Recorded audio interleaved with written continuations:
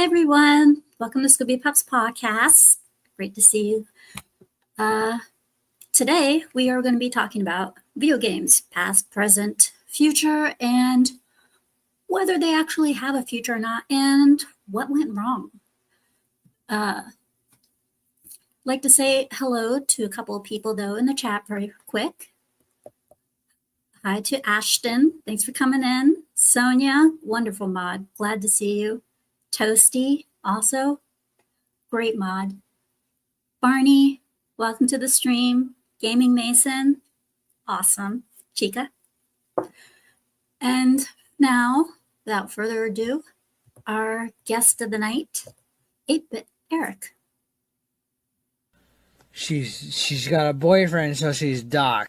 We are only $22 away from the goal. It's a little bit. I was gonna invite her to come to Texas, give her a little good old huckle. He wants to give DSP shit, but he's mentioned in the golden block.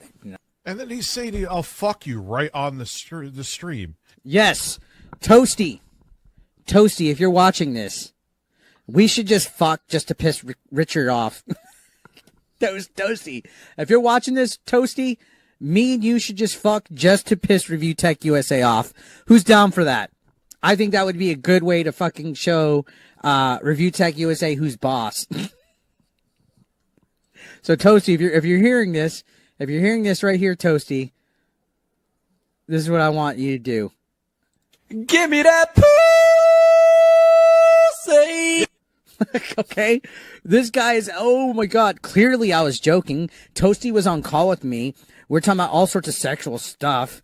Just the other day, she was telling me that she has a fucking dildo named Little Poppy. And this guy's pearl clutching because he's clueless. A few moments later. Yeah, isn't he charming, Fairy Queenie? What's up? I am charming. I'm charming. Toasty likes me. Eventually. Rich. I like Eric. He's very cool people. He's funny unlike you. I'm not offended. You don't have to white knight for me. I'm perfectly fine handling anything myself. Okay?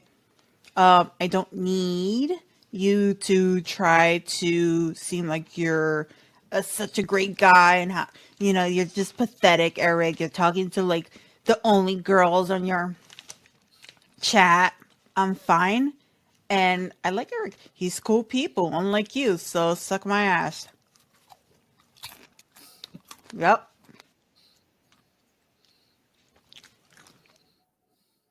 That's funny. How's it going? Just fine. I remember that show. That was an interesting show. Yeah, you called in. Toasty called in. Cassie called in. I mean, I can't think of any time that he's had a lady guest on his show at all. So I'm just saying. I think that's a W. I remember Cassie saying in chat, "You good, bro?" Oh yeah. I remember talking to you, and I remember talking to Toasty. I vaguely just remember parts talking to Cassie because it started to hit me like around then. I just remember the Dragon Ball impersonation and talking about Dragon Ball, and then I don't remember anything else. I wasn't that bad though. I was just, I don't know. I've seen what drunk is like. That wasn't drunk. Yeah. But hi everybody that's in the chat. Hope you guys are having a good Saturday. We're here chilling. I kind of woke up like less than 2 hours ago, so I'm still kind of like getting awake. Sleeping patterns messed up. So what's going on today? We're talking about games where they have a future. We're going to be talking about the past, present, and what we expect from the future. Like kind of like what was good, what happened, what went wrong, and where do you see it going from here on? So without further ado, let's bring out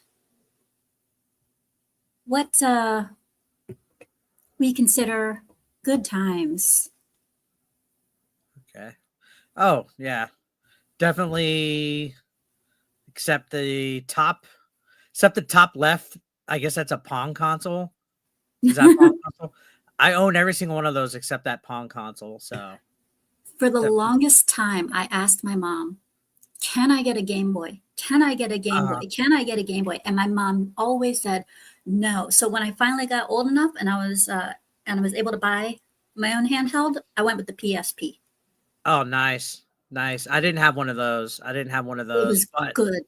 It was a really I good have one. a Game Boy story because I had the old Nintendo, the NES, and I remember for some reason when Mario Land 2 came out, I really wanted a Game Boy. I was like, "Yo, I want that Mario Game Boy game so fucking bad." And my parents were like, "You can't have both. You got to have one or the other." And my dumb ass sold my Nintendo so I can get a Game Boy. So I kind of regret it, but I ended up getting another Nintendo years later, but at the time my parents were like, "Oh, you can only have one." And then when the 64 came out, no, when the Super Nintendo came out, they pulled the same crap, but then when the N64 came out, I was like, "Oh, I'll just give my Super Nintendo to my sister," but I still kept like eventually I just took it back from her. I was like, "Oh, it's mine again." So definitely definitely some good memories with some of those consoles. PS2 I didn't own until years later, like once I Yeah. started collecting again. I was more of a Nintendo console only guy for years until like 2015. I had growing up, I have played on pretty much every one of the systems that you've seen. My dad was a big game fanatic. Uh-huh. I have an older brother who was also, and growing up, we played video games constantly. Mario Kart, he and I would, it was like fight to the death. Uh, Same thing with Street Fighter. I'd be that one person who would spam the most powerful attacks so you couldn't go near me. Yeah. Um, I loved the Earthworm Jim games and stuff like that. It was so much fun. I'd have to say my favorite systems. I am guilty of being a Sony sheep. I will not lie. I'm guilty of being Yeah. one. My first PlayStation system was the PS2. My first personally owned system was the Sega Genesis, though. Yeah. So as in regards to Sony, I didn't own a PlayStation until I got a PS4 like in 2015, 2016. But my friend had the PlayStation everything. So when I would go to his house, that's when I would play PlayStation games. And then when he came to my house, as my PlayStation thinks I was just talking to it. Um, I need to turn that voice activation thing off. And then he would come to my house to play the Nintendo stuff because he didn't have the Nintendo stuff. So that's how we would get to experience each other's games like that. But my brother had the Master System and the Genesis. But then after that, he fell out of gaming. Like he kind of just didn't play video games anymore. He's a little bit older than me. He's kind of like, he didn't really ever, like, I ended up keeping his Genesis stuff eventually because he just didn't touch it. So. Yeah, for me, as far as the PlayStation goes, I was introduced to the PS. I was introduced to the PS1 via my uncle and my uncle Kiko, and he's the one that got me hooked on the PlayStation system. And I got to say, my favorite PlayStation 1 game had to have been Resident Evil. Uh-huh. Good one.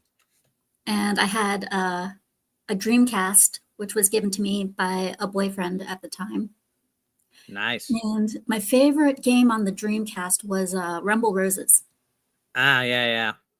That was a good one, and I wish they would bring it back. Yeah, I got that on, I want to say Xbox or something. I think that was on Xbox. I don't know. I know I bought it recently. Must be nice to have people you're dating that get you video game consoles. It was a long time ago. It was when I first started. College, and my boyfriend at the time, he knew that anime was not gonna be enough for me. So What does that mean? I had there were a lot of things that I liked to do back then. I enjoyed anime. I enjoyed manga. And I had my own dorm, so I was going to be by myself constantly. Mm-hmm. So I was either online, just texting friends back at home via AOL, or I was reading anime, I was watching anime, or I was playing video games. Mm. So yeah. We should have Didn't go been. into any You should have didn't been go into any studying. sororities. I did You not go should into have. any sororities. You should have been studying. You didn't need video games. No, I'm just joking with you. Well, technically, I was studying. I was a Japanese major, Mhm. so technically, watching anime in Japanese was studying. So you know Japanese? It's a lot of it has just flown out of my head over the years. Yeah, that's what happened to me with doing all the Spanish classes because I had to pick a language for high school and college. I had to pick a language for both college degrees, and then I don't remember jack. I don't remember anything, and I'm Mexican. If somebody talks to me, I could kind of pick up the gist of what they're saying, but like forget it. Like for me, the hardest part I had was uh conjugating like the end of the word, like like masculine, feminine, like how you would say like more than one person, like they, them, us, formal, informal, like the conjugation of the verbs and shit would Yeah. throw me off. Like I wish it was just so much easier. And I just, I don't know. But oh yeah, in regards to like Greek life and stuff, because you said you didn't do a sorority.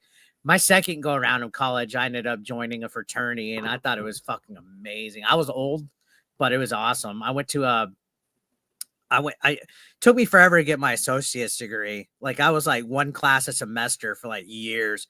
One class a semester, two classes a semester. I was like flunking. I would fail. I went on scholastic probation. I didn't give a shit. And then when I finally got my associate's degree, I was like, yeah, I'm not going back to college or finishing this. So it was like a solid few years. And then suddenly just one day I was like, you know what? I need to go back. And I went to get my bachelor's because I was wanting to become for whatever reason, and I didn't expect this. I was wanting to become an English teacher. So I went for English degree with teacher certification, and I was getting like all A's. I was like fantastic. I ended up getting magna cum laude because my British literature professor, she was super feminist, and she didn't like that I was in a fraternity. She felt that it was sexist and not inclusive enough to have females like in, you know what I mean? She's like, why does it have to be? Hold on one second. Yeah. Hypnotic in Rapture, I am not anybody's sweet, loving grandma. That's an insult. Do I look old? No, you don't. I mean, All right, I'm sorry, continue. So she was like, oh, it's exclusionary. Like she was like that. So she like hated me. I don't know why. I still got a B, but if I would have got a little bit higher grade, I would have gotten more than magna cum laude. And so I went, and I remember one day I was just walking in the hallway, and these guys approached me with like their little rush flyer to join their fraternity. And I was like, you know what? Well, first of all, there was free pizza, so I went into the meeting, and then I was like, you know what? Fuck it, I'll do this. Right now, granted, these guys were all like 19, 20. Like really young. I was like almost 30. So I was like one of the older guys. And I just went, and I ended up becoming the next president of the fraternity at the chapter. And it was pretty fun, actually. It was fun. I was like one of the only guys that could get the fraternity beer. So I'll admit I did that a couple times. I went and got beer for everybody a couple times. I got us a keg. I was like, guys, it's just cheaper to everybody chip in for some kegs. And you just buy the tap. You buy the tap. The trick is you buy the tap for the keg, so you have one no matter what, and then you just rent out the keg. If you go to a place, you rent out the keg, and you get it filled with like a cheap beer, like a Bud Light or something. It's like $100 something, right? As opposed to just buying a whole bunch of 24 packs. It's cheaper, and you get to drink more, and you just keep the tab, and it's cheap. So just saying. I'd say so. Yeah, I was never in a sorority, but I was a little sister in a fraternity. Oh, nice. That was fun. Disturbing, but fun. So, to the games. Yeah. So our good times, we pretty much, I've also had a lot of good times in the arcade. Oh, yeah, definitely. Doing Mortal Kombat and even the Simpsons game. What The Simpsons. Where did you grow up? Like what were you like in a pretty populated city or where? Yeah, pretty populated. Well, kind of populated. Where I live, it's not a big city, but it's also not a small one. Okay. So I have pretty good memories of the arcade. I grew up in Fort Worth, Texas, which is basically Dallas Fort Worth area, and there was a shopping mall that had a arcade called the Tilt. I think it was a chain, but it was in the food court of the mall. The mall has been destroyed. I'm so sad. Um, and it had like a big pirate ship that was like one of those shooting galleries where you see like the little targets and you shoot the little gun at the entrance, like on the upper level, and then you'd go underneath. And I swear to God, they had like hundreds of arcade machines there. And I just remember if my mom was going to the mall, she would just be like, okay, here's some, here's some ones. And I would just stay in the arcade the whole time. Like I wouldn't care if she was taking, because she's the kind of mom that would take forever, like at Dillard's or JC Penney's, and you're just waiting and you're like, fuck, hurry up, So if we ever went to that mall, I was taken care of. I would just go to the food court and stay in that arcade and just play all day. And yeah, I mean, we're about the same age. The Mortal Kombat era was fucking amazing. Mortal Kombat. It was the first fighting game of its kind. Yeah. And I still remember when Street Fighter 2 came out, that had a big deal behind it too. That was a couple years before Mortal Kombat, but I remember seeing Street Fighter 2 for the first time when it was like brand new. I was like, wow, I remember I was like in first or second grade when that came out. And I remember then it was like Turbo and Championship and the final challenge. And I'm like, damn, how many times are they gonna make this game? I was like, what the fuck? Where's Street Fighter 3? Where's Street Fighter 3 at? Yeah, my niece, she just turned 11. She has a Nintendo Switch. And she loves Mario Kart. And we were at an arcade. And they had a Mario Kart machine. And she said, I bet you I can beat you in Mario Kart. And I looked at my brother and I said, you didn't tell her, did you? Because he and I grew up on Mario Kart. We grew up on playing dirty too.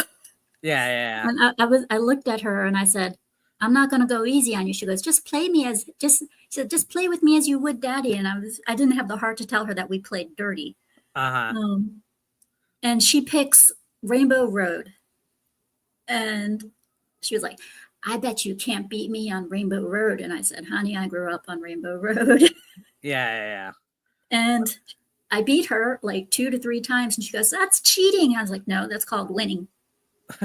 Well, I will say the Mario Kart arcade game is pretty difficult though. Like if you play one player on it, I think that game freaking cheats, man. The rubber banding on it is hardcore. But it is fun. It's so wild, man. I wish they would have had a Mario Kart arcade when we were growing up. Now they got Mario Kart arcade. There's a Luigi's Mansion arcade. There is? Yeah, that one's hard to find, though. Like, if you ever see a Luigi's Mansion arcade, play it, because that was Japanese only. Yeah, and Mario Kart definitely was one I remember back in the day. And I remember some Walmart used to have a Super Nintendo arcade machine that would have like a big Super Nintendo controller on it, and it had Super Tennis, Super Mario World, and F-Zero on it. But definitely lots of arcade memories. There was a place called Tornado Terry's that was one of the first, like, you pay and you get to go in and free play like all day. So it's still open, actually. Every time I go to Fort Worth area, I want to go, because that was like my childhood. And we're talking about Mortal Kombat. They had like a marquee, like a movie marquee on the outside. And I remember like they announced it like, this date, Mortal Kombat 3 arrives. And it was like a countdown. And then I remember the day Mortal Kombat 3 came out, they had the machine there. It was a line out the door for people like play it. And we would do winner stays. And then the next person in line would come up. So it was fantastic. It was like $6. You get in and you get to play all the games you want. And that's when I discovered like Tekken. That's when I discovered like Darkstalkers, or that fighting game. They had a whole area, like a whole corner that was just like all fighting games. And then the front area was like all like the arcade classics. Then they had like the racing. They had like everything. That place is still open. It was weird because back then it was literally just like like if somebody turned like a trailer into like an arcade, and then they had to expand it and expand it and expand it. And there was like, it was good times, man. I wish I can go back and experience all that. Yeah. I even did Tetris arcade. Yeah. That was even that was just as fun. They had a couple different versions of the Tetris arcade because they had one that had like 2 screens next to each other, and then they had like just the one. It was the Tengen one, I think, that I remember seeing. Yeah, I played Tetris. I was first introduced to that on Nintendo, and then one Yeah. day I was at a restaurant, and there was the actual arcade machine for it, and I was like, Yeah. "Oh, I'm playing that." That's part of why I wanted a Game Boy was because of Tetris, oddly enough. That was actually the very first game for the Game Boy. Yeah. Now, onto our second topic. The old classics and the modern ones. Mm. Now, what I mean by modern ones, I mean like some of the modern games that are actual classics to us. Yeah, like masterpieces. They're already going to be like legendary. Mm-hmm. And there's a lot. I know a lot of people give like modern gaming a lot of crap. They're like, oh, I don't like modern games. No, there's some really good games that have come out like the last, like, I would even say 20 years, 15 years. There's some really good ones. And if you haven't played them, you're missing out.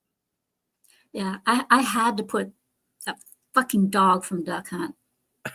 I mean, that's a classic. Every kid. It was a classic, and I can't think of one person who didn't try to shoot the dog. Yeah, and even my nieces, they know about Duck Hunt, you know? Yeah, that's my I had the gun from Duck Hunt. And every time that dog ticked me off, I would take the gun. I just shoot. Constantly, just hoping it would at least die. But yeah. And I like that they added him into Smash Brothers. I thought that was a nice little touch. I did not know that. Yeah, he was on the Smash Brothers that came out on the Wii U and then the Switch one, because the Switch one was just a port. So yeah, they have him. He kind of plays like Banjo-Kazooie a little bit. So you have like the duck with you, and he's pretty good actually. He's not too bad. He's kind of one of the goof. They have like different types of characters on Smash. Funny enough, most of them are on the screen right here. You got Mario, Sonic, Duck Hunt Dog. You know, I'm surprised they never added fucking Lara Croft onto it yet, but you have like Silent Snake. So you have like your sword fighters, then you have like your brawlers, then you have like your powerhouses, then you have like your goofy characters. It's like a little bit of everything, you know. You got Mr. Game & Watch, Banjo, you know, they call him Duck Hunt Dog. He doesn't have a name. So, but yeah, and I see you added Deadpool because you played that recently. Did you like that game? I played Deadpool when it first came out on the PS3. And I adored it. I was like, finally, somebody made a video game for Deadpool that was just straight out of the comics. I thought it was hard. Deserving. I thought it was hard. I You remember thought it was hard? I played it all on live stream. I got the PS4 version of it. And I played it on live stream, and I remember it was pretty fucking hard. And I didn't know next to anything about Deadpool. So that was like my first experience with Deadpool. Somebody sent it to me, sent it to the channel. And now that game apparently is worth a lot of money. Yeah, because I don't have it in stores anymore. I think once it hit the PS4, I think a year after or a couple of months or something after a couple of just a very short time after it hit the PS4, it was removed from the store. All physical copies were removed. Digital copies were removed. So you couldn't get it. Is it still playable? Because I haven't tried. If I have the disc, it's still playable because when it first came out to the PS4, first thing I did was I bought it. I ran out, got it. I'm lucky enough to have it. Yeah. Since the PS4 disc games are backplay compatible with the PS5, so I was like, I'm getting this. And when I found out about the PS5 being backplay compatible with the PS4, I was like, oh, I am so playing this on my PS5, and I streamed it, but I completely, totally, utterly forgot that if you stream games like Deadpool, certain cutscenes will be blurred out.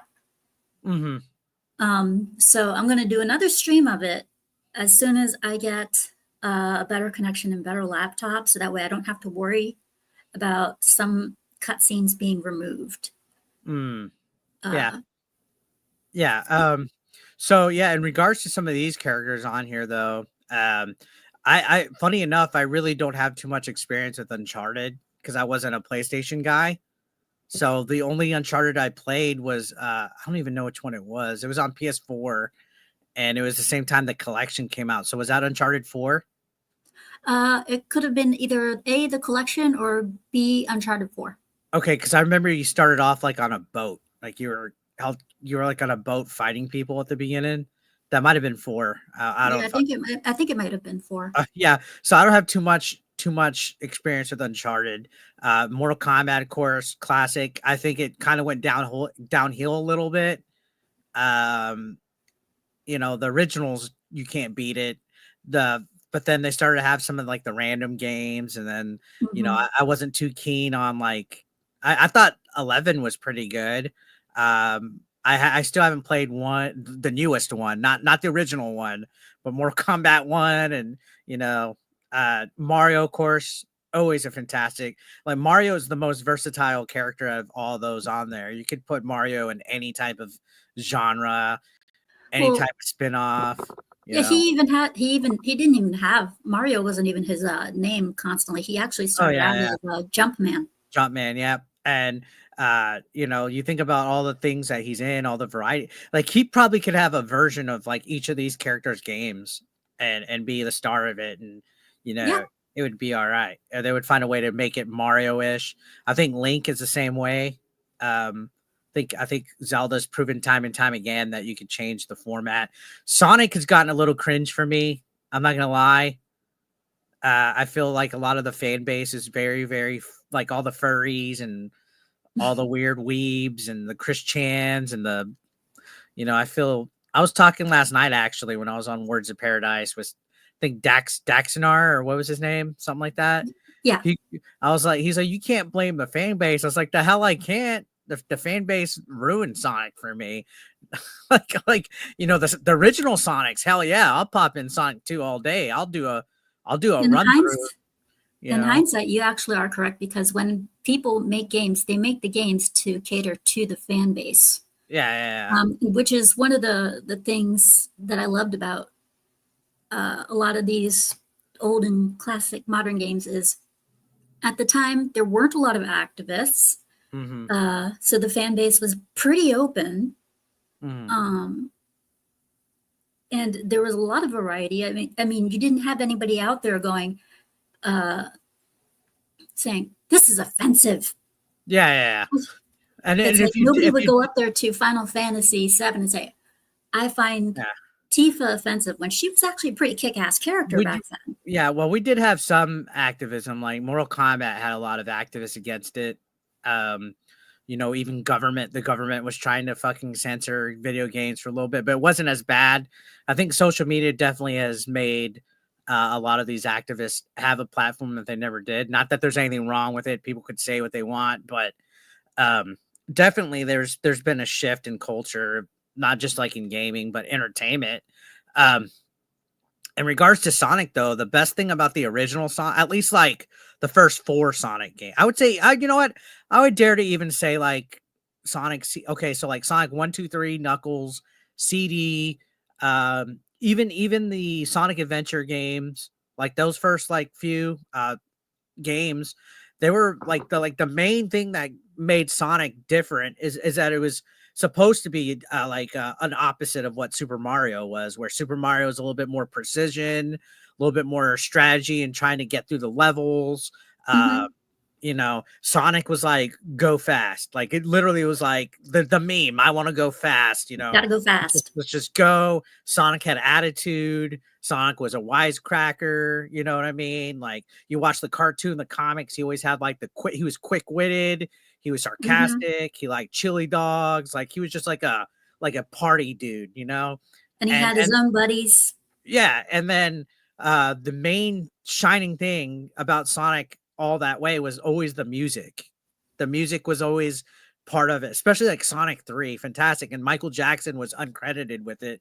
He worked on the soundtrack, but like the music of the Sonic games was like the main attraction. Honestly, even in Sonic Adventure, like you have Escape from the City, Sonic Adventure 2, you had like all those songs. It's like it was about it, and it was different. But then I don't know what happened, but I guess like a whole bunch of like and sorry if you guys are spurgs and honest and stuff, but you start to get the weird furries and the weird, and it just kind of like makes me like yeah, I don't want to be associated like they ruined My Little Pony. That used to be for little girls. They ruined they ruined Sonic. They ruined like, I don't know, dude. It's weird. One of my friends, he likes to call himself a brony. Yeah. And I was like, what the hell is a brony? I remember when that started coming out. It was so cringe. Yeah, he was like, a brony is a guy who's a fan of My Little Pony. I was like, so you're a fucking furry. Yeah. And he goes, no, I'm not a furry. I was like, no. It's the same you're thing. A furry. And he goes, well, what about Pegasisters? And I'm like, what the hell's a Pegasister? I've never heard of that. And he was like, oh, those are girls who like My Little Ponies. I was like, no, girls who like My Little Ponies are called girls who like My Little Ponies. Yeah. It was like, I hate when people are like, oh, you get into gender stereotypes and stuff. It was made, the main demographic was for little girls. Just like, you know, Pound Puppies and my fucking Rainbow Bright. I used to watch Pound Puppies. Rainbow Bright and what else was there? Like, those were all for little girls. And sure, okay, boys can like it too. Okay, that's besides the point. But this whole subset of like bronies, like I do conventions a lot for like many years as a guest. I have panels, whatever. You see these bronies and these furries at these cons, and they're like neck beards that are like. Yeah, I've gone to conventions a lot of times. I'm a big fan of anime conventions. See, I can't even. That's part of why I can't do anime either, man. Like, and no I have offense. seen some creepy ass shit. No offense, but there's something cringe when I'm sitting there and I see somebody run across the hallway to jump, tackle, hug somebody. Like they make like the little ee, and they run across and then they jump, hug, and like is like just like what they do in the animes. I forget what that's called, but like you run across and you like jump, and I don't know, dude, it's cringe. And I don't know, just if I see people with anime, sorry if you're in here, guys, if you have an anime avatar, I think you're a little cringe. I'm just being honest. Eric? Yes. I have a story for you. Uh-huh. I was at an anime convention. I was dressed up as a character known as Shampoo from an anime called Ranma. Yeah. And I was with one of my college buddies. It was called NekoCon. Uh-huh. And I saw a group of people dressed up as other characters from Ranma. One of them happened to be the guy who Shampoo had a crush on. Yeah. They walk by, and I smile, and I look at my friend, and she goes, don't. I ran up behind the guy, jumped on his back, and said, Ranma, Shampoo get many love letters from you. And his friends played along. Meanwhile, this guy's running around screaming, get off of me, get off of me. Yeah. I know, cringe moment, but I couldn't help it. I mean, yeah, I get it. But, you know, there's a certain, you're not weebish. There's like really weeby people that you could just tell. And I'm like, yeah, you know, like you don't seem spurgy. I have cosplayed as Revan from Star Wars KOTOR. And you don't come across as weeby. You're not like spurgy. You're not Christian-y. So like you're fine. It's like you could just tell that subset of person, and a lot of them are Sonic the Hedgehog fans. Like I'll stand by that. A lot of them are Sonic fans, and it just ruined it for me. Smash Brothers is dominated with those types of people. Like, you know, like there's a certain subsect of like nerd that I'm like, yeah, I'm not, I might like video games and comics and stuff, but I'm not, I'm you, like those people I would have bullied in high school. Like, I'm not going to lie. I was in football. I was in sports. I was, you know, yeah, I was still somewhat cool, you know, like, but yeah, Deadpool in its own right, it was unique. It was funny. Yeah. You didn't have anybody in there saying, hey, this has to change because I find this offensive. With Street Fighter, it was the same way. Final Fantasy, that didn't happen until later. Yeah, the remakes, they decided to cover up. Yeah, and that's why I'm saying the originals and stuff. But have you played Remake? remake of Not remake, Rebirth. Rebirth. No, I haven't. Okay, because there's a beach scene with bikinis, and I did hear about that, it and was they it was covered her up. no. Well, I mean, I thought it was still pretty good. I thought the ladies looked pretty good in their bikinis because there was like 3 bikinis. It was almost like the Walmart dress thing where there's like different dresses that Cloud could be in it. There was Mhm. different bikinis that Tifa and Aerith could be in. So I like Tifa. I like Aerith. I'm a Tifa guy. Um, through and through. I would choose her over Aerith. And So you like Hypno? yeah, I like Tifa. And there was a little bit. I mean, there's still there's little things where they change stuff, but I still like it overall. I still think they're trying to make Cloud like a little bit feminine, which they do that with Link too. But he's still handsome. He's pretty. I think Cloud, Link, and fucking Leon Kennedy are like the same character. Link, I'm glad they didn't change much about Link, but I find it very interesting how few people know that Zelda is actually a female. She's the princess. And then you get the Zelda games that come out and she's the star and everybody's like, oh, that's feminism or whatever. And it's like, no, that's Zelda. That's the main character. Mm-hmm. And I watched you as you played the game. I didn't see anything wrong with it. No, yeah, that was a good compliment to the series. So the Ocarina of Time Link was actually modeled after Leonardo DiCaprio, by the way. I don't know if you know that. No, I didn't. Yeah, that was like 1998, so fresh off of Titanic, they modeled it after him. That's interesting. I never knew that. Yeah, so he's pretty boy Link. He's the pretty Link. The other ones the other ones are kind of close, but like if you really look, like it's all different Links every game. If you look at like the ones that came later, like Twilight Link, Skyward Sword Link, Wind Waker Link, then you have like Breath of the Wild Link, who's the earliest incarnation of Link.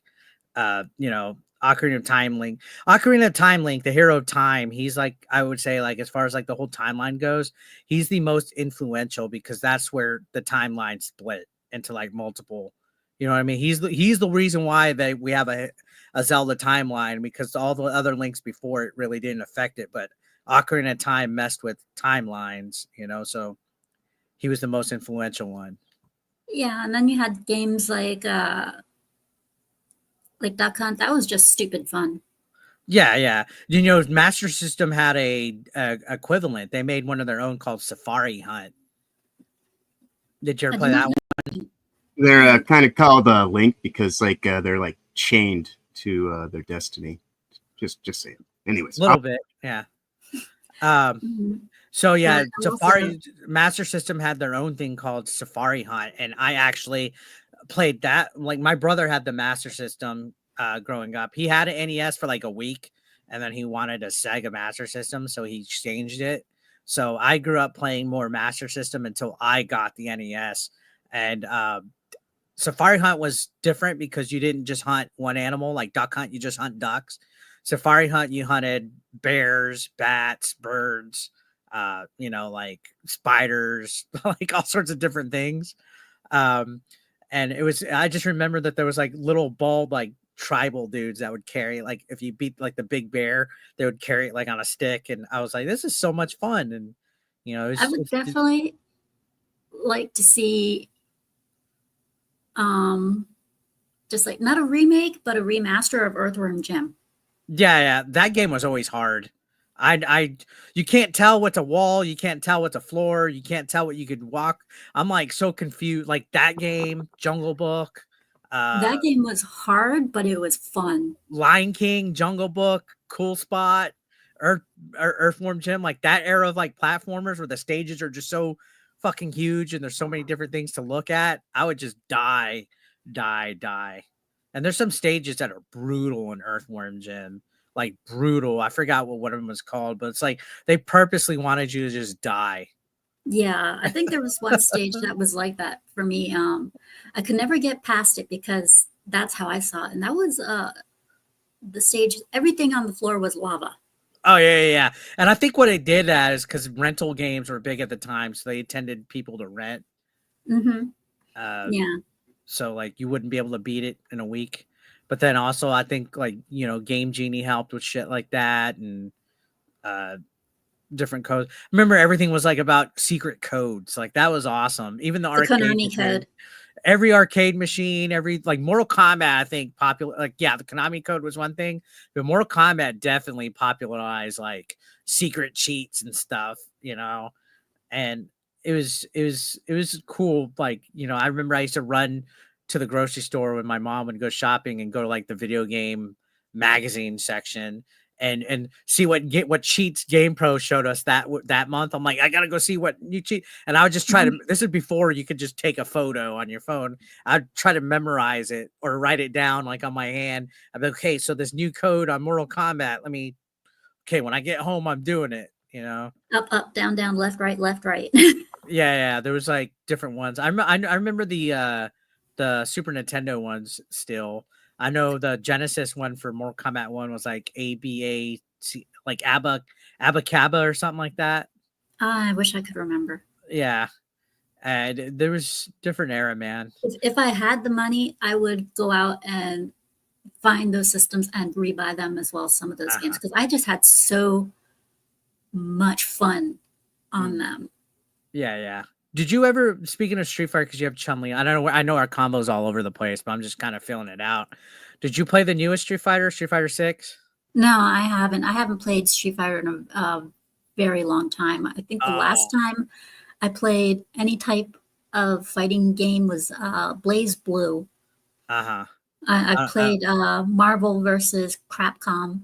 I know it's Capcom, but I say Crapcom because I've been very, very unhappy with Crapcom recently. So, why is that? they've for example, they outsourced one of my favorite games, Devil May Cry, to Ninja Theory, and I've held a very big grudge against them for that. And just a lot of the games that they've been putting out recently, I'm just not happy with. I thought Street Fighter 6 was a banger, and the Monster Hunter games are like, I'm not into Monster Hunter as much as I should be, but some of those are really good. But yeah, they've been kind of doing a lot of like Resident Evil only, Monster Hunter only. That they just stick with like the same franchises now. They haven't gone outside the box, which is understandable. Whatever's making money, but yeah, I get you. Yeah, and it's kind of like, and they themselves have slowly but surely even slipped into into the activism part. Yeah, a little and bit. That is also what made me really disappointed in them. I mean, if you want to be a good company, stay within your own beliefs. Stick with what you're good at, and that's making good games. And if you can't make a good game, and you'd rather pander to one audience and ignore the audience that's been with you for the longest time, that's a great way to go bankrupt. Well, you see, a lot of companies have been doing that, and it's kind of hard because like it's easy for us to be like, hey, this game will make this game will make this much money. Like I remember, I think like over a decade ago, Shigeru Miyamoto did an interview where somebody asked him if there would ever be like another like just a passing comment about F-Zero, right? Like, hey, would there ever be another F-Zero game? And Miyamoto, like straight deadpan face, was like, I don't understand why people would want another F-Zero. Like, I don't understand. You know what I mean? But so many people are like, oh, bring another F-Zero. Put one out. And he's like, I don't like Miyamoto was probably thinking like, hey, we could put these banger Mario games out and these banger Zelda games out. Why would you want to play something like an F-Zero where it's the same thing, like it's just the same court, the same. And I get it. And it's like the same thing with them with Punch Out. I know that they don't want to put a Punch Out because they kind of want to stay away from, I guess, the culture appropriation that's in the game. But I thought that was the charm, where each character was like a different stereotype of a country. You had like the Russian guy, you had the guy from India, you had, I thought that was the charm in it. But, it's kind of hard, it's a rock and a soft place. Because is that kind of catering and pandering to the woke mob? Yes and no. Like, I think they'd be okay if they made a Punch Out. If it's cartoony and it's not like offensive, like if you have like a guy from China, you don't want to give him slanty eyes. I think it would be all right. Hmm. But Yeah, there's too that's many complainers these days. yeah. That falls under the Now, how do you feel about, because you're talking about Crapcom, how do you feel about Mega Man? Mega Man. I've always liked. I feel like they went a little too... Mighty Number 9. I liked as well. I liked. You liked Mighty Number 9? Yes. I remember that game caused so much commotion when it came. Like, so many people became popular off of YouTube making, like, I wish I would have did it. Like, back then I was too scared to rock the boat and give opinions, but I should have jumped on the Mighty Number 9 hate, because I have a sealed copy, actually. I think I got rid of my copy, but I thought it was moderately good. I thought it had potential. I thought the character was cute, and then they had him back. Potential. They had him back in the Mighty Gun Vault as your striker games, I think. But with Mega Man, I feel they did the same thing that Sega did with Sonic. It just went a little too anime-ish eventually. Like, it became kind of weeb. Like, Mega Man became a little weebish. Like, you know what I mean? Like, eventually came a little weebish, and I don't know why it turns me away, but I'm just like, yeah. Another game I would have loved to have seen come back as a remaster. Beautiful Joe. Oh yeah. I never got to play that. I'm so mad. They had Easter eggs in the game Bayonetta. There are Easter eggs for Beautiful Joe and Devil May Cry in it. Didn't they do some stuff with Wonderful 101 with Beautiful Joe also? I don't remember. I think there might have been some references, because that was Platinum Games that did that in Bayonetta, right? It's possible, because it's been a while since I played Bayonetta. So with Beautiful Joe, I remember there was a lot of hype when that game came out, especially in Nintendo Power. And for some reason, I never owned it. I never played it. It was fun. Yeah, I wish I did. And I got excited because I was at a convention and I saw like a box for Beautiful Joe, and my dumbass didn't check to see what was in it. I bought an empty box. But I didn't pay that much for it. It was like a part of like a deal, but you see that a lot of times. It was like a 4 for $20 that I got the games. And I opened it later and I saw I didn't have a game in it. I was pissed. Oh man, I would have lost it. Yeah. I still have a little soft spot for Capcom though. I think they could turn the ship around. I think Street Fighter 6 was well done. I think the Monster Hunter games, but yeah, I would like to see them do something out of the norm. Between Street Fighter 5 and 6, it took them a decade to come out. And in between that, we practically get like a Resident Evil game every 2 years. I still like Resident Evil, but I would like for them to slow down on it a little bit. I feel between the remakes and then whatever else is new. I mean, just alone, but since Resident Evil 7, we've had so many games come out. Like, slow down on it. You know what? Give Mega Man a game. Give him a good game. Yeah, that would be good. So now we get to what went wrong. Well, for most of the modern games, aside from activists and things like SBI, urinalists, people at Kotaku.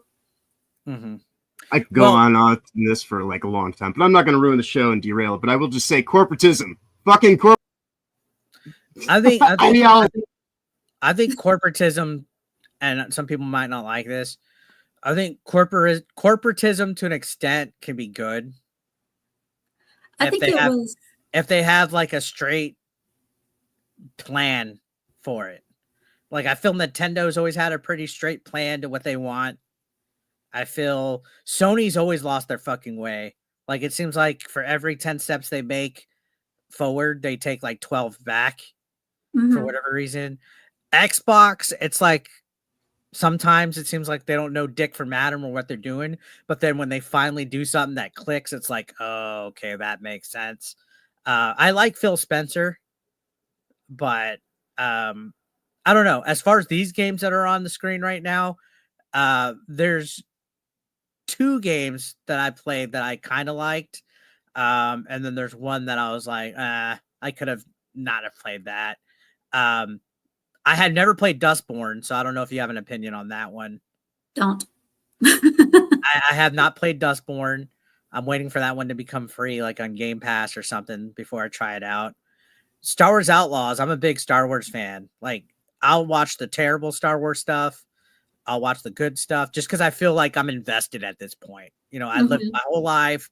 I need to have the story continue. I need the overarching timeline to connect. Like, I'm in it, even though like Outlaws to me didn't feel like Star Wars. And when it tried to feel like Star Wars, it just didn't hit. As far as like an actual game goes, they could have named it anything else and it would have been just an average. I think the only saving grace was that it had a Star Wars name attached to it, but who knows how much money they spent to get that license. They, they definitely didn't make their money back. The game itself felt so-so. It felt like another Ubisoft game, which can be good and can be bad all at the same time. In this case, I felt like it didn't do anything. It was just there, It felt like it was a game. Did you play Outlaws? No, I did not play Outlaws. So I played Outlaws. I streamed it actually, and I reviewed it. I didn't spend, well, technically I spent money on it because I have Ubisoft Plus. I didn't buy the game. I watched a lot of streams and I saw that it was extremely buggy. So my experience is I didn't have so much in like bugs. I would just get I would say like a glitch where I would get stuck like in a shitty place where I was stuck like in a area, like let's say I died and I would respawn like in a crappy area and it'd be like fuck, like what do I do? What do I do? But story was subpar. Gameplay was just average, generic. Characters weren't really memorable. Anytime there was a legacy Star Wars character on screen, they were kind of used as literally like a secondary character, not even for fan service. Like if you see somebody like, oh, that's badass, not even for fan service. Like everybody was just kind of like kissing K-Vess's ass. Like they really hyped her up. And my issues with the game was more with the people that were at the studio. Like the writer of this game said that she used to look up to Han Solo as a little girl, but she never connected with him because he was a man. So that's why she made K-Vess, who's essentially a female Han Solo and I guess inspired by Han Solo. But the game was like a scale 1 through 10. I would probably give it like a 7. It was all right. I watched Hypno stream Dustborn, and at the end of every stream, I had to take a Tylenol because it was just headache inducing. It was, the artwork was bad, the dialogue, the story, it was all just bad. I did eventually play Spider-Man 2 when it was for free. I hated it. I hated every minute of it. I thought the story was bad. The characters are bad. I hated the way they redesigned all the characters. And it was just a big, it was a mess. I didn't like it. As far as Last of Us Part 2, biggest mistake was killing off everybody. Spoiler. Yeah, spoiler. Hey, real quick though, killing off everybody's favorite character. There is a difference though with some of these games because while Sweet Baby was involved with multiple, or there was some kind of wokeness or whatever. Saying Sweet Baby. No, but what I'm saying, like, while Sweet Baby was involved, or while there's wokeness with some of these games, there is a clear contrast though with a game like Dustborn and any of the other games that are on here. Like that's Dustborn was like next level woke propaganda. Star Wars Outlaws, other than it being a female protagonist and then the actual studio itself being woke, there wasn't too much of it. Like where I'm like, oh, this game's fucking woke. Spider-Man 2 did have pride flags and a whole quest with where the gay couple wanted to go to prom together, but it's still, and then what's his name's girlfriend was Yeah. blind or something like that. Yeah, and making stuff like that, but like it wasn't like Dustborn levels of Yeah, it wasn't woke. Dustborn levels, but it was up there. Yeah, because I liked the Spider-Man games, all of them, even Miles Morales, all that. I liked them. I had fun playing with them. I thought they were great. I kind of liked the first Spider-Man game more than the other two, just because I have more memories and actually recall more. I don't remember much of Spider-Man 2. I will say this about the Spider-Man, and this is why I have a problem with the Spider-Man Miles Morales, Mhm. and that is because they stick Miles Morales in every other universe. There's a Thor Miles Morales. He's in pretty much every universe for he's been Yeah. every MCU character. Instead of, I mean, if they wanted to make another Spider-Man that would have helped him out or whatever, or if they wanted to bring in Spider-Gwen or whatever, I would have been fine with that. But Mhm. instead, they're taking a character that's been everywhere in the MCU that's played all the other characters in MCU instead of having an original character come in, Oh which yeah, I could see annoyed that. the hell out of me. I could And see like that. like I said, the story, the character design was all subpar. It was just blah. Um, Event Horizon, even that, it was the first Horizon. I mean, that one, the first one was great. I Mhm. loved the first game, but then the second one came out. I Yeah, didn't like it at all. It I never. lost all of its I charm. I only played a little bit of the first one. I hadn't played any of the second one, and I just never went back to it. It's an Again, acquired taste. I don't really know what the main issue with it other than it having a female protagonist is, and I think they allegedly made her look uglier in the second one. I don't know other than that what's I guess Story sucked. Gameplay sucked. yeah, which again, if that's fine criticism, but if other people are like saying, "Oh, it's woke, it's woke, it's woke," I know that DLC there was DLC in the second one that had like a lesbian thing in it, which I made a video about that. But like, I don't remember much backlash about the first Horizon game. I remember that one was actually pretty well received. I think. Yeah, the first Horizon game was fun. Yeah, Gameplay was great. The, the second one that came out though, and its DLC was absolutely horrible. It was yeah, trash. yeah. I didn't get to play the second one at all. I didn't even give it a shot. I played a little bit of the first one just because Sony gave it away free during COVID. They had like days of play. I think they gave Ratchet and Clank, and they Mhm. gave Horizon Zero Dawn free. Now with Last of Us 2, I liked it, but I did not like Abby. I didn't Yeah, like seeing her get railed. I thought that cutscene was fucking garbage. My biggest complaint was I felt the game was way too fucking long. And Days Gone also did that too, where I'm like, fuck, dude, when's this game gonna fucking end already? Like, Jesus Christ. Like, like I was like, it's like so fucking long. I'm getting fucking tired of it. Like that was my biggest complaint about it. as far as The Last of Us goes, I think they would have been fine with just the one game. They didn't need to make a sequel. Yeah, They ended the first game perfectly. They did A sequel was not needed. yeah, I could see that. Yeah, I could see that. I think what it was, man, is that people did like Ellie.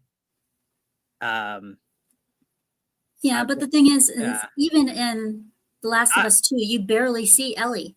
Yeah, it was fucking way too long. I would have just kept it close to like the timeline of the first one. I wouldn't have had it where she was older or shit like that. I would have just kept it closer to the timeline where she's kind of like what they did with the Telltale games with Walking Dead, because you had those two characters. I can't remember the girl's name. Did you ever play the Walking Dead Telltale games? Yes. So those two characters, it was kind of like Last of Us, like the same premise. You have an older gentleman taking care of a younger girl, father figure, very well received. Spoiler alert, passes away. Then the character, the little girl, has to be strong and survive and take everything that she learned. Like they should have kept it a little bit like that. You know, I Hmm. think it would have been great. Um, I thought Telltale Games did it pretty good. I forget what their names were. Clementine and what's the fucking what was his name? The main guy's name. The girl's name was Clementine, and I forget what the other guy's name was, but it was really well done. I think a lot of other things that went wrong were consultancy Yeah. agents, and that's why I mean, that's why I have the little sweet baby picture up. A lot of those consultants, game consultants, a lot of them aren't really even gamers, yeah. or they have their own agenda going on, which is what went wrong for a lot of them. Well, yeah. They come Black in. Girl Gamers, for instance, with Forsaken. Yeah. And they're playing a big part in GTA 6. Forsaken was fucking terrible. I did get a review code for that, Mhm. and I just remember I streamed it once, and I was like, yeah, garbage. Yeah. Forspoken. Yeah, Forspoken. Thank you. Yeah. Forspoken. Yeah. That game was horrible. Yeah. I remember once it opened up and you got to like the quote unquote map, I was like, this just looks ugly. It's boring. And yeah, you got a lot of these consulting companies, they'll come in and they'll just like switch stuff just so it meets a checkbox and a checklist. And, you know, it doesn't really cover anything. Or as in Sweet Baby's case, they'll threaten. Yeah, allegedly. There's actually quite a bit to the whole consultancy thing. I could probably go into it, but it's like a 5-10 minute thing that nobody really wants to hear. But it has to do a lot with some back channel financial pathways that have been created specifically, and Ubisoft basically spitting out people from their HR departments to create the actual consultancy Hydra. And then it does a whole bunch of NGO pump and dump schemes. It's a whole pyramid thing. But I made a video on it like a year ago explaining like the whole kind of like roots of it all. But yeah, like consultancy is a symptom of the cause, but that's not actually kind of what it really is, because like the consultancies are actually planted there. But anyway, I will spare everybody the long-winded details, and I'm just gonna go fuck off. So, I think it's definitely a problem, but I think a bigger problem with it is definitely the influence that not only do the consultant companies have, but like, of course, Kotaku, like you have the logo there, like, the media, it's all used to keep, I guess, the narrative going one way. And yeah, especially with some of those games journalists out there, they will attack anybody who says anything negative about a game. Yeah. They will praise anything bad about the game, say, oh, actually, this is a good thing. Yeah. Well, what I was trying to say last night, go on, I'm sorry. It's like you said, it's a lot of it is media. We got the consultants agencies, and a lot of these people who are game journalists, just like the game consultants, aren't even gamers. Yeah. And I think a lot of it is that they have these people, and this is speculation on my part. So if you're one of these wokies that's watching this for whatever reason, I think they have like literal like Slack boards, Discords, group chats, mailing list. I think literally like these consulting companies and their higher ups or whoever they're working for will tell their press list, hey guys, this is the story that we're running with today. This is the people that are detracting from it. Do damage control or write your hit pieces on this person or this studio. There's a whole tea party going on. Yeah, like we've seen with tea Discord. Party going on. Yeah, like we've seen with the Discord sites that like Melissa Mercante's on. She's even mentioned those, and we've seen for gaming area, we've seen for games, mods will ban people just for saying, I don't like the way this looks, or, they'll do whatever they can to control the narrative. Yeah, and it's so weird. It's so weird that it's like in video games, like it's so heated. Like, why are video games like this treasured resource of entertainment? And it's so weird that you see evidence of federal funding going to media outlets to write bad about gamers, and you'll see like the amount of stuff that's allegedly going on. And it's so weird. Like, why has it come down to this? And you know, there can't be that big of benefits. Are you telling me Alyssa Mercante benefited from all that, or was she just too stupid to not benefit from it? Yeah, Like, and then you know, like, how do yeah, you? and then you're like it also comes to the pandering of the crowd, like Assassin's Creed Shadows. Yeah, How we have Yasuke, who was nothing more than an attendant. I mean, all he Yeah. did was really hold swords.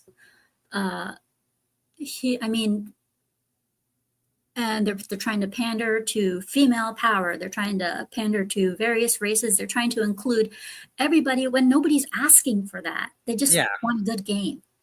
But you know, like, and I don't want to say that I'm all for it, because I do think certain stuff being shoved down our throats is cringe. But there could be a better way to get what you want in video games than being ugly towards people and doing all this obvious backroom. Like what does it benefit a fucking video game company besides money? Like, they want to call us grifters, reactionaries, rage baiters and stuff, but they literally are doing the same thing. Like, are you meaning to tell me that everybody that writes hit pieces on Wukong is not trying to get some kind of benefit from whatever higher up is telling them to do it? Like they're the real fucking grifters, you know? There's no, and then they're not even doing it right, or else people wouldn't be fucking having to become reactionary YouTubers themselves. Like, look at Alyssa, where she's at right now, unemployed, freelancing, asking for Patreon. Like, if she was as good as what she was, you know, I think she missed the memo on how to fucking left-wing grift. I think she missed the memo. So why is she so fucking angry, other than she didn't get fucking paid? Yeah, and a lot of them are such hypocrites about this stuff. Yeah. I mean, they'll say, "Oh, I want this in a game," and then what happens? And then when they get this, whatever it is they want, then they'll say, "But maybe we shouldn't have this because it offends this person." It's like, you idiot! Why the hell did you just keep your mouth shut? You know, it's kind of like in one of the X-Men movies where they just kind of showed Deadpool's mouth shut. It makes you want to do that to them. Yeah. That was Origins Wolverine. So yeah, it makes you want to do that to all of them. Makes you just want to sew their mouths shut. Like, that was like the worst Deadpool. Like, why did they do that in that movie? I don't know. I really don't. Was there ever a Deadpool that was like that, or did they just do that? No, there was never a Deadpool that was like that. There was actually a comic book series for Spider-Man and Deadpool. There was a comic book series of Deadpool kills the Marvel Universe, where he killed everybody in the Marvel Universe, and they rebooted every character. So why did they make X-Men Origins Wolverine Deadpool nothing like the actual Deadpool? I have no idea. I mean, we have games coming out that are going to be, as far as the way they did it for X-Men Origins, I have no idea why they did what they did. But as far as games go, the way they went with Deadpool, if they tried to make that game now, it would be so different than how it was in the PS3 era. Think so? Oh, I know. So with all the stuff that he does in the first game. I vaguely remember some of it. I just remember bits and pieces. It's been a while. It's been a while since I played it. Who made it? Activision? High Moon. High Moon? I thought Activision was part of it. Okay. They might have been, but High Moon Studios was mainly in charge, and they went out of business. Because Activision...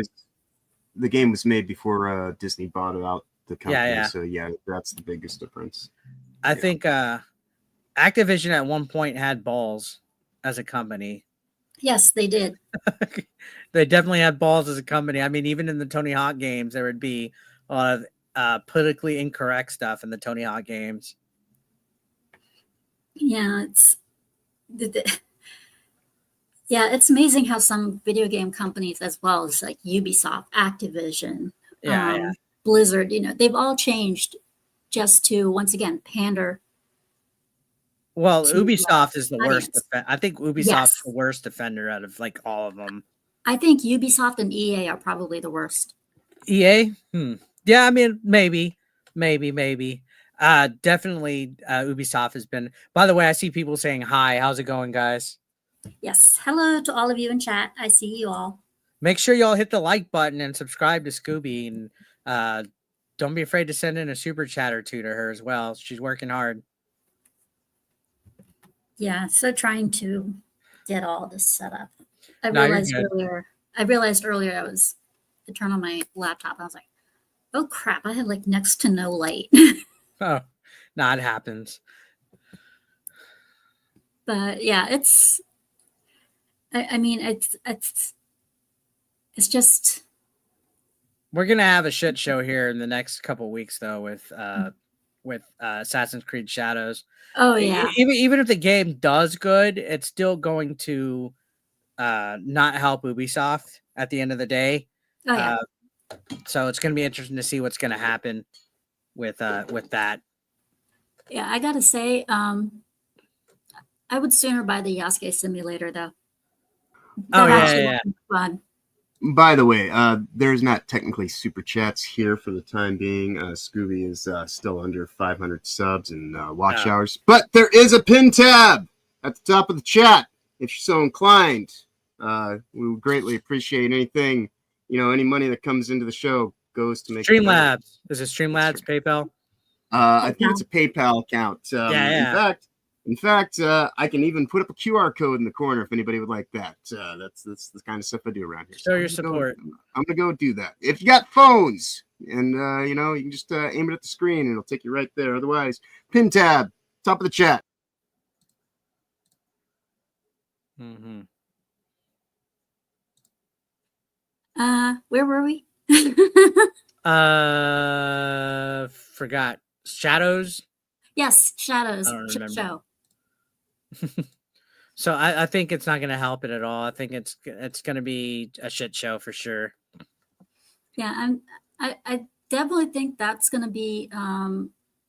There's going to be a lot of games coming out that's going to be that are going to cause total shit shows. Ghost of Yotei.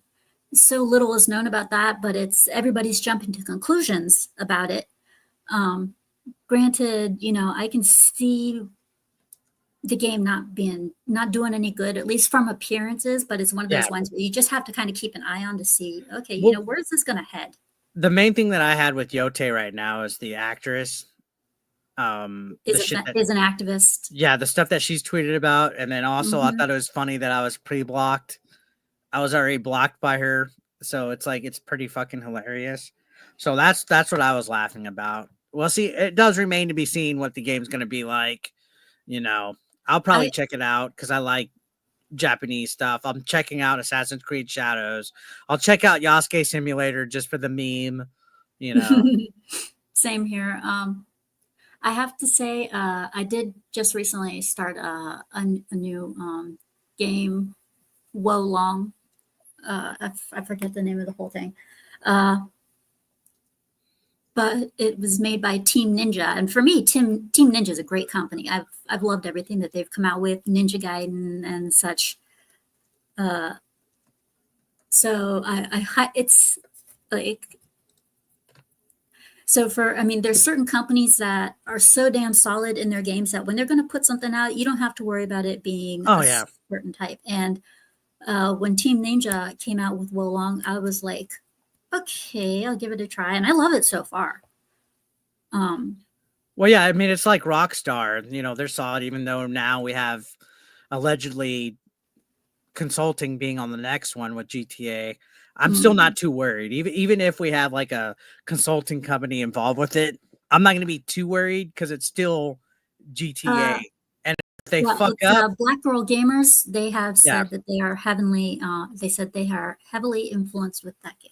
And if they do fuck up, like, how bad can Rockstar really fuck up? If they fuck up that bad, they're done. They're fucking done. And I still have faith in them because they've made, like we talked about, modern classics and stuff. Like they've made modern classics, GTA 5, Red Dead Redemption 2. Red Dead Redemption 2 is one of the greatest that's my number 2 best video game of all time. I've never had the chance to play Red Dead Redemption. Oh, but I wanted to. Did you play the second one or no? I didn't play it. I haven't played it. So even if you played the second one instead of the first, the second one takes place before the first. So you could still play it anyway. But if you get to the ending of the second one, it kind of, I don't know if no, it's not exactly a spoiler, but it does set up. I'll tell you this, man, not many video games make me emotional or make me like cry or like make me grieve, but Red Dead Redemption 2 did that. It was cinema. It was like, I was like, fuck, like, goddamn, like one of the greatest video games of all time. The only game above that for me is Ocarina, and that's just because I have so much nostalgia for it. But Red Dead 2 is right up there for me. So there's no way, like, I still have faith in Rockstar, even if Black Girl Gamers is involved. Picture link.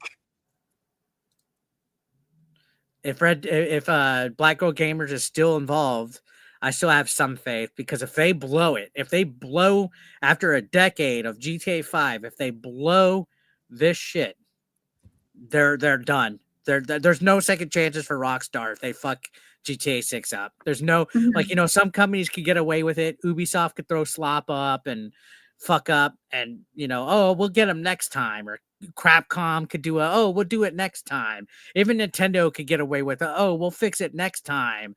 But I think Rockstar is the only, GTA 6 is going to be the only game where there's no we'll fix it next time. And also, I would dare say Elder Scrolls 6. If they fuck that up, there's not going to be we'll get it next time with Elder Scrolls 6 with Bethesda. Yeah. So I Rockstar hasn't played released any of the GTA games, but I know GTA 5 was probably like the cream of the crop, because it got so much. I mean, it kept on getting remaster after remaster after remaster. Remaster. Three console generations. Yeah. And it obviously was the best one.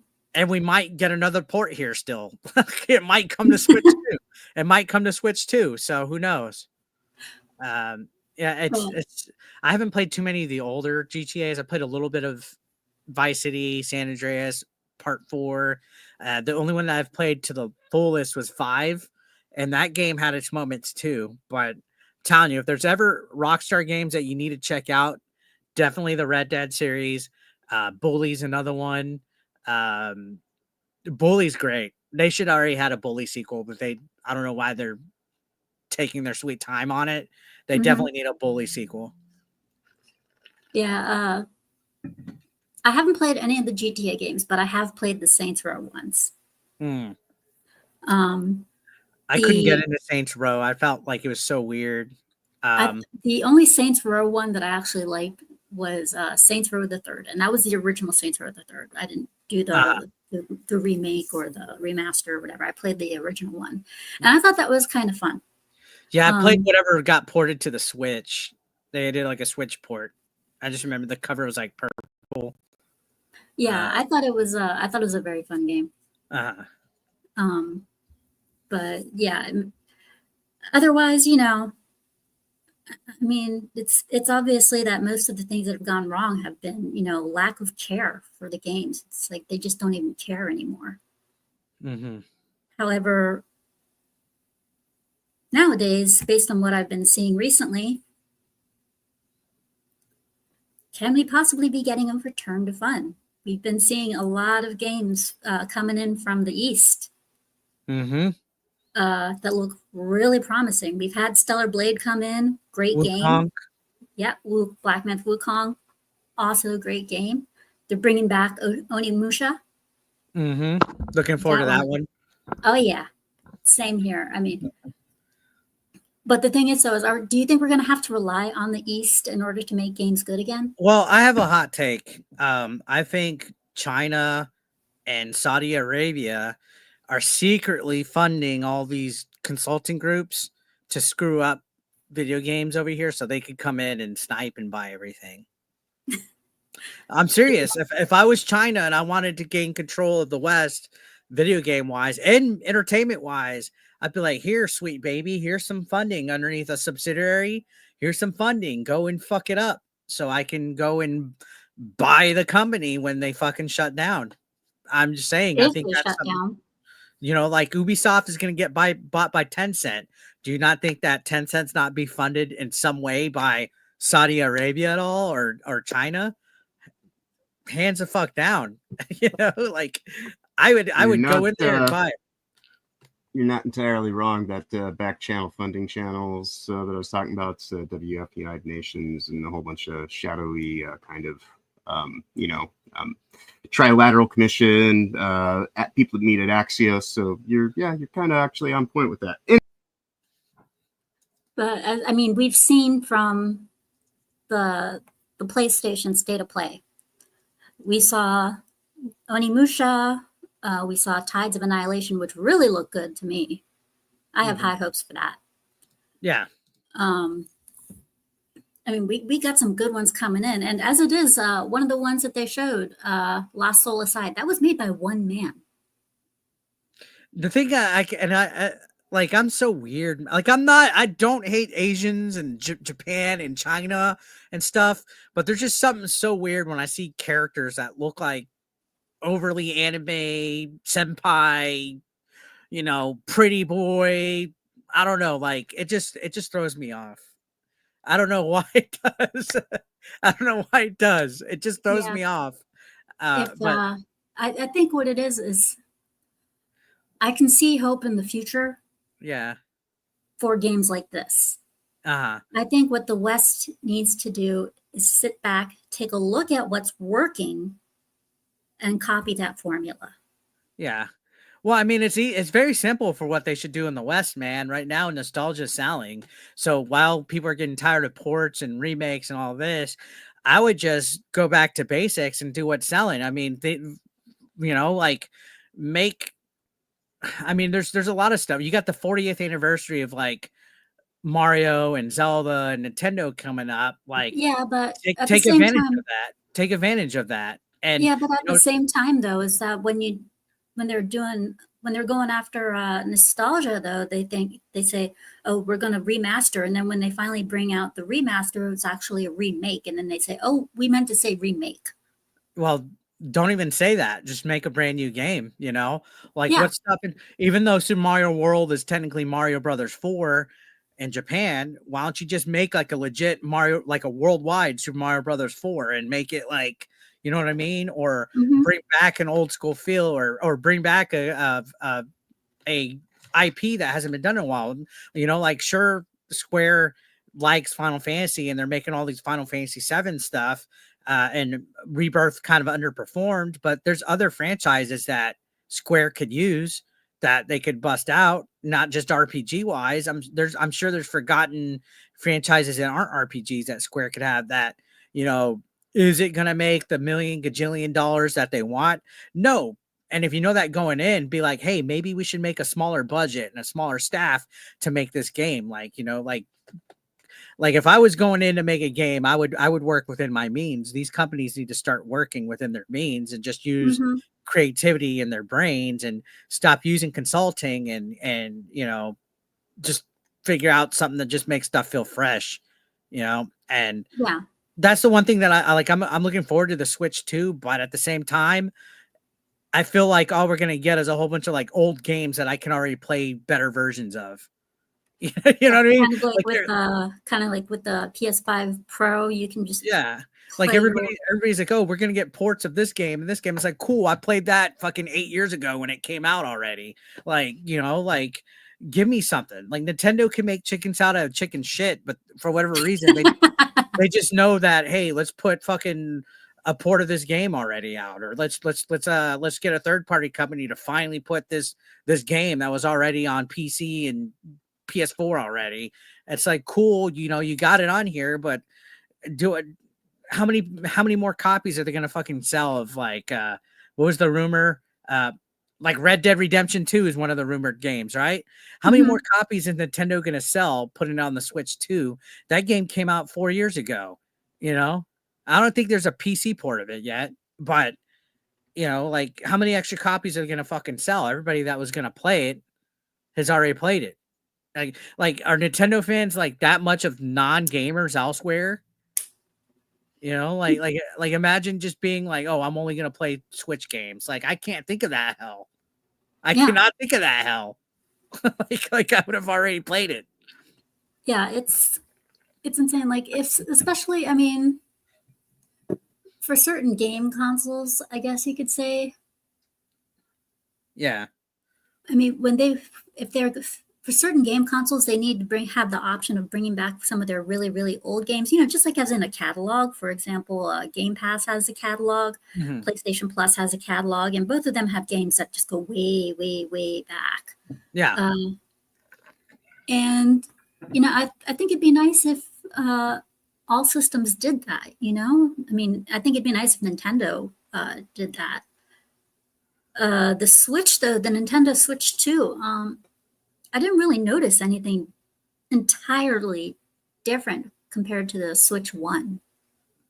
Yeah, I mean, the main factor that's going to affect that is if the Joy-Cons are much better. If the Joy-Cons are much better, then we'll be back in business. You know, I think the one thing that annoyed me the most about the Switch was just the Joy-Cons. You know how many I broke when I've accidentally dropped it, or how many fucking started drifting, or however many started just all around just being ass. Like, I don't know, man. I think they need to fix it. that's it. If these new Joy-Cons work great, you know, I don't play portably. I play docked. Yeah, as far as game consoles go, if it's one thing I wish would never happen is stick drift. Yeah, and It's all a my gamer's consoles worst have it. enemy. It is a gamer's worst enemy, stick drift. Yeah, my PlayStation 5 controller has it. Especially if I play like Call of Duty or Fortnite, I notice it.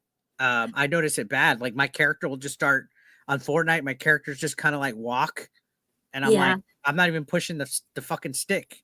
You know? Yeah, I was playing Destiny one time and I left my room to get something to drink and I came back and my character was dead. I was like, what the hell? Where is my character? And then I bring my character back up on the screen and it just kind of walks right off the edge again on its own. I was like, oh, crap, not again. On my PS5, I've been through 5 different controllers and had to replace each of them. How long have you had it? My PS4, I've had it since release day. Oh, I thought you said PS5. I was gonna say, damn. No, yeah, for my PS5, I've been through 5 different controllers already. And I've had it since release day. My PS4, I think I only had to like go through 2, maybe 3. Yeah, I haven't had too many issues with my PS4 stuff, but my PS5, I had it since launch, and I still have the launch controller, but it definitely occasionally gives me issues, and I'm like, really? Like, yeah, my PS3 though, I never had a single damn problem with its controller. Ever. Now, one thing that doesn't help it is like, do you ever AFK with your controller to like level up? Like this one has stick drift. I have to replace this one. This has stick drift. So like one thing that I know that shortens a life is if you AFK on games. So like I've in the past AFK'd like on Call of Duty to where I'm just spinning around and I'll have like a rubber band around it. That does affect the sticks. I've also AFK'd like on GTA Online and stuff like that. Do you ever do that? I go AFK every once in a while. I don't mean to, but sometimes it happens. Like for dinner. Yeah. So like with GTA Online, if you have like the drug warehouses and all that, the businesses, it fills up as you play. So like I used to go to like work and I'd leave my PS5 on to build up all my supplies, and I just have like my character spinning in circles with like a hair, like a little hair tie wrapped around the thing, and then I was like, oh, that's ruining my stick, but it's fine. Yeah, for me, I think what it is I am very aggressive with my controllers. When I play, I'm one of those gamers that's like, you know, very aggressive. I'm like, as soon as I start playing the game, I am zoned in on that game. Good luck trying to get my attention. But I'm also very aggressive with my controllers, which is probably why I've gone through so many of So them. which game right now are you wasting most of your time on? I am mostly wasting my time on High on Life. Oh yeah. I played that a little bit when it first came out, and I thought it was interesting. I love the game. I thought it was funny as hell. And then a couple of days ago, I discovered a couple of Easter eggs. So I streamed it a second time, so that way even the people in the chat could see the Easter eggs that I discovered. And the next game stream that I'm going to be doing is Scarlet Nexus. The first Oh, game yeah. stream I did was Code Vein. Then I went to Deadpool. Then I went to High on Life. Now I'm going to be doing Scarlet Nexus next. And after I finish off with Scarlet Nexus, I'm going to Steel Rising. Nice. But yeah, I have my own little gaming stream. I call that Scoobypup'S Barcade. Mm-hmm.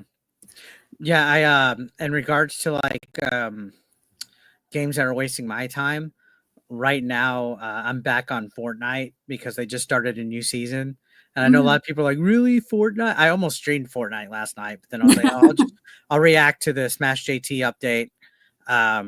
But yeah, I'm Fortnite wastes my time and my money, man. Every season when they drop like new skins and stuff like that, I got like all the Dragon Ball skins, and you know, like there's rumored that they're gonna do Final Fantasy 7 skins, and I'm just like, oh, okay. And then for a while, I was into the Call of Duty bandwagon, which I've kind of like fallen off of that. Yeah, for me, as far as wasting my time, Yeah. I waste my time a lot on Warframe and First Descendant. See, I played First Descendant a little bit, and then I kind of was like, yeah, this ain't my type of tea. Yeah, Warframe, I really like because you're a space ninja. Come on, what's wrong with being a space ninja? I've been hearing about Warframe a little bit, and then you mentioned And- Destiny.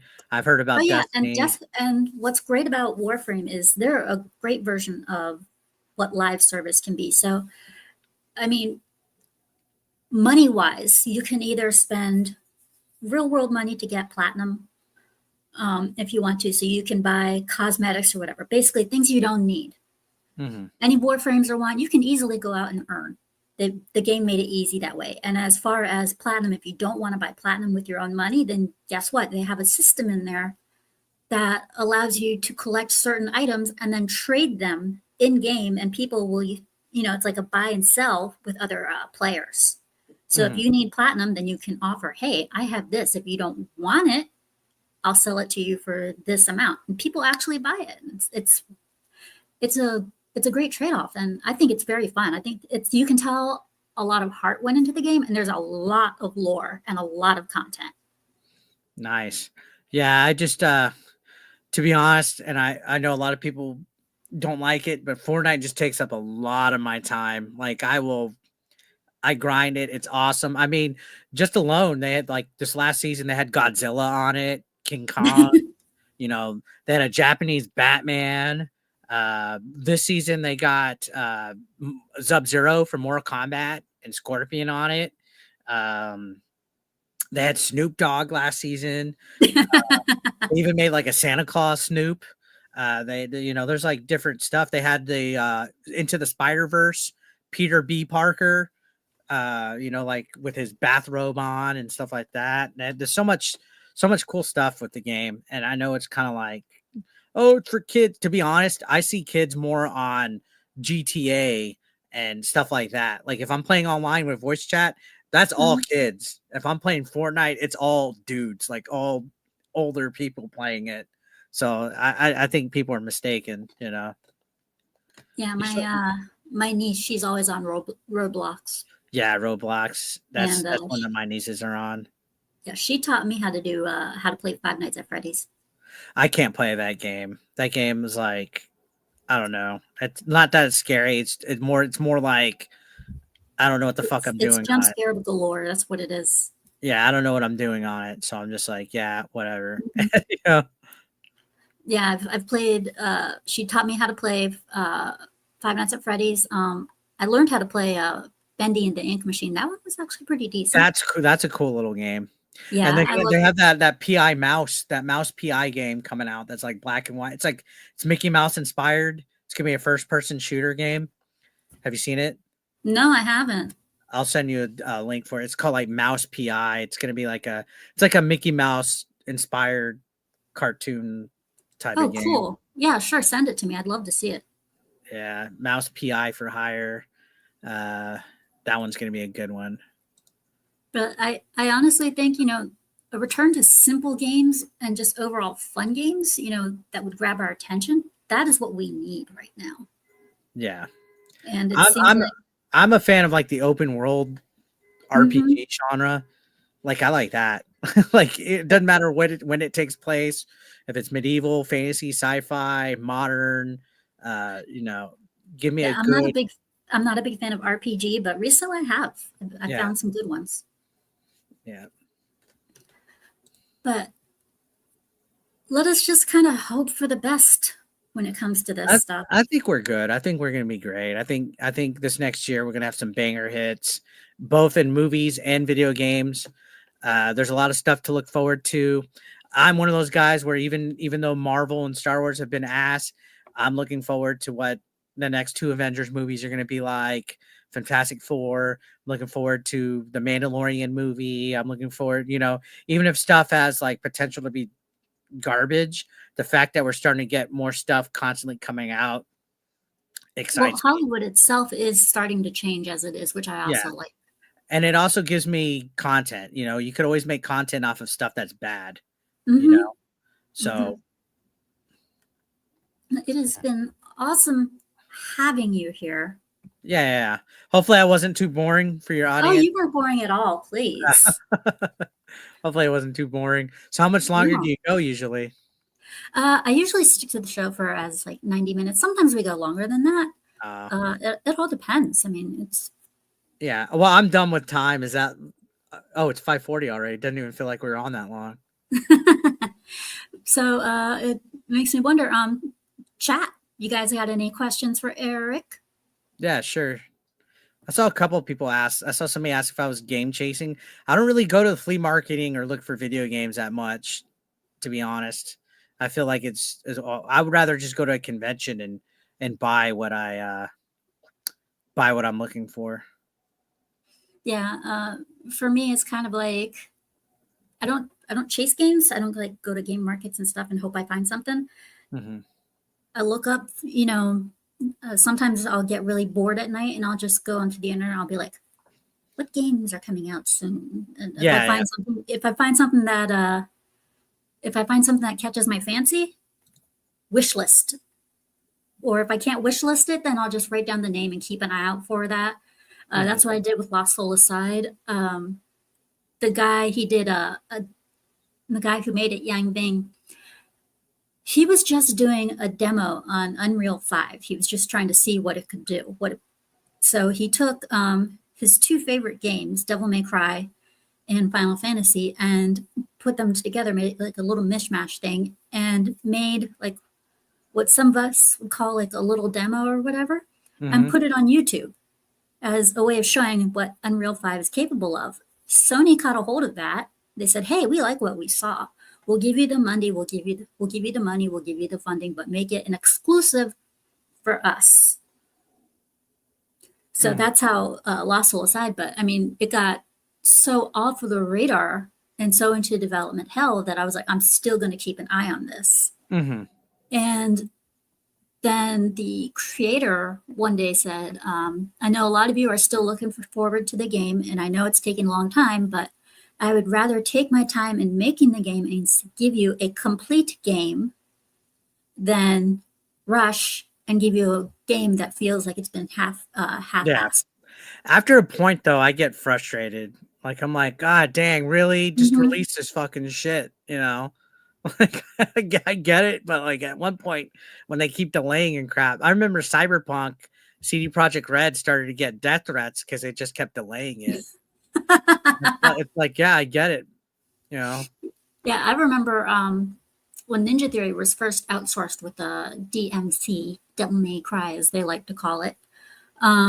They started getting death threats because they were doing such a horrible job with it. Yeah. And I played the game. My brother got it for me. It was really nice of him to do so because he knew I was a big fan of the series. But the game didn't last. I played it. I hated it. It made me so angry. And when I mean hated it and made it angry, I don't mean it was difficult in any way. No, it was not difficult. If anything, it was overly easy. I hated the dialogue. I hated everything about it. I got so pissed off at the game and so pissed off at what Capcom had done. I literally, once I was finished, I snapped the disc in half, waited for my brother's dog to go to the side, and I had the dog piss on it. Wow. I was like, this is not a game. this is trash. You'd rather break a game than go trade it in? Yes. Wow. I'd rather break the game than rather have somebody else go through the torture of playing it. That's funny. I mean, that was just a sin against gaming. Then again, pretty much any Ninja Theory game that I've seen, that I've come across, has been pretty much crappy to me. So you don't like Ninja Theory? No. Team Ninja I like. They've got some good stuff going. I love their Ninja Gaiden games. I like Wulong. I like a lot of Team Ninja's stuff. They're pretty solid. Some game companies, they're losing their way. Insomniac, Yeah. one of them. I used to really like Insomniac. Rocksteady. Insomniac, Rocksteady. Ubisoft. It's just even Activision. BioWare. Yeah, the list can go on. Yeah, I've always wanted to make video games, man, but I feel now it's too late unless you're in on the fucking nonsense that they're in. You know, you're not gonna get a company to publish you unless you're fucking woke, is what my point is. You know, you can be an indie developer and have a small little banger of a hit, but you want to be successful and work for a good studio, you gotta fucking comply. Yeah. If I ever made a game, I mean, when I was a kid, I had so many ideas for games, and my dad. Yeah. But I think that maybe we could probably take some ideas from kids. You know, take some inspiration from kids for the game. A lot of them have some damn good ideas. Yeah. I mean, what type of game would you actually like to be seen made? I'm a sucker for open world stuff, man. So open world RPG, and I know there's so many things that people have done with it. I guess at that point, it's just the story that matters. But I think also location, atmosphere, stuff like that. But you know, maybe some simple arcade type of games too could work. I mean, you think about it, like Among Us was a great fucking idea. That was a good fucking idea, and it was so simple. They're making another one. Yeah. I heard they're gonna actually have a first person on it. Yeah, 3D, Among Us 3D. Without VR, so that's gonna be good. Oh yeah.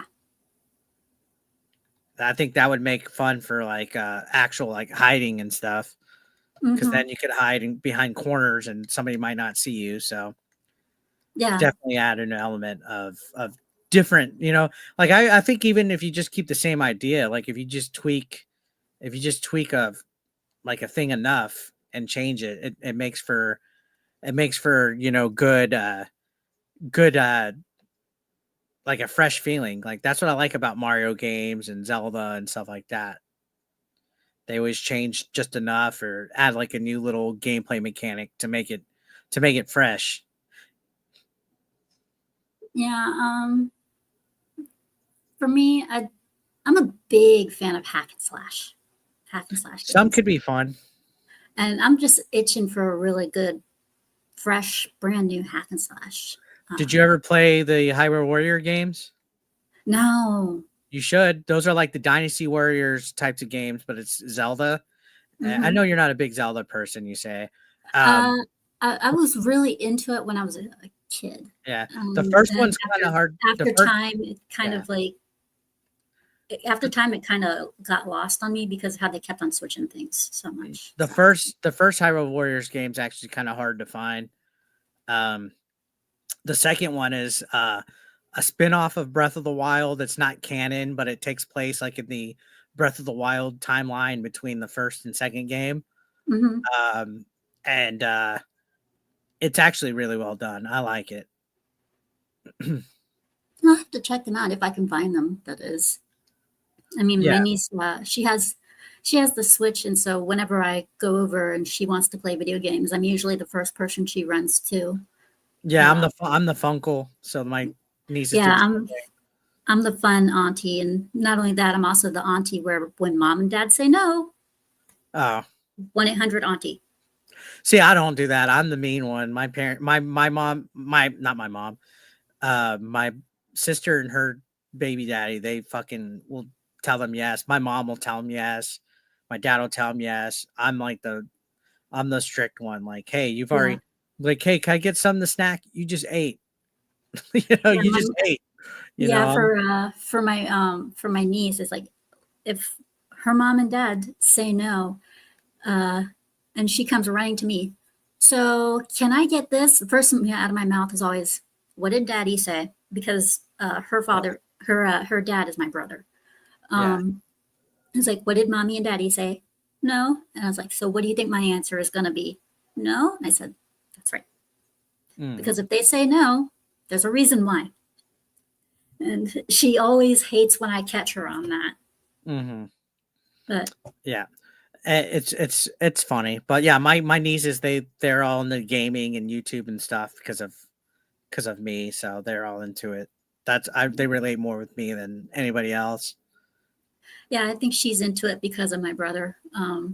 My brother, he has the difference between my brother and I when it came to gaming, or at least as we got older, was we went our separate ways. He became the Xbot, I became the Sony sheep, and my niece, she's a Nintendo nerd.